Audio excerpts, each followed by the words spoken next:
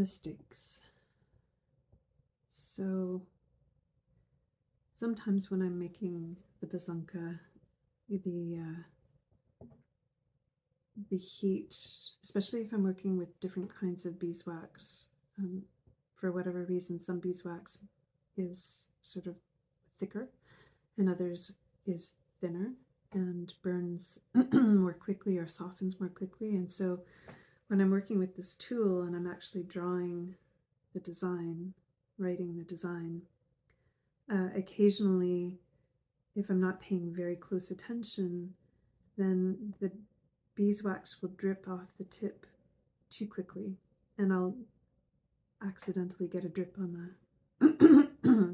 on the egg shell in a place where I wasn't intending to have it. So that happened in this case. I was working on this particular design. Here's the design as I had wanted it to be. And on the other side, you'll see that this is a little bit different. So here's this. Here's the original. So on the other side, as I was working it, this was just dripping too fast, faster than I could actually get it into over top the bowl. And so there was a drip that formed here. And rather than like freaking out about it, I just made an equal sized shape here and incorporated it into the design on this side. And then as I was working here, all of a sudden a whole glob of this ran down the side of the egg, like a long straight line. And I thought, well, what am I going to do about that? I'll match it on the other side and I'll turn it into one of the trees. So you can see that mistakes don't have to be the end of the world.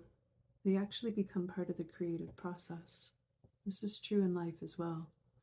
Some things just happen. They happen either from mindless carelessness or they just happen because of a confluence of different events, and you end up with something where perhaps the universe was intervening and saying, hey, incorporating this into life as opposed to trying to get rid of it or freaking out about it. Maybe you're going to learn something new, try something new, experience something new that you wouldn't have had this mistake not happened. You guys can sit with me while I reveal what the final pasanka will look like. So you remember this one has got its contents in it and had a little crack form at the top. So I've actually left the beeswax in place on the top and bottom. This is going to get buried tomorrow on the piece of land that I am introducing myself to during the dark new moon cusp ceremony. I would be bringing a little matanka with me that I'm going to be making shortly, and I'll actually do a few vignettes from that making. If you're curious about any more of the traditions and such, I have a whole series on my YouTube channel with very long videos, like some of them are almost 2 hours long, where I'm making various talismans at the different nodes of the year through the seasons, and then yabbering, talking at length about various forms of the tradition and the different meanings of the tradition, and taking you through some of the steps of the making, so you can make along with me.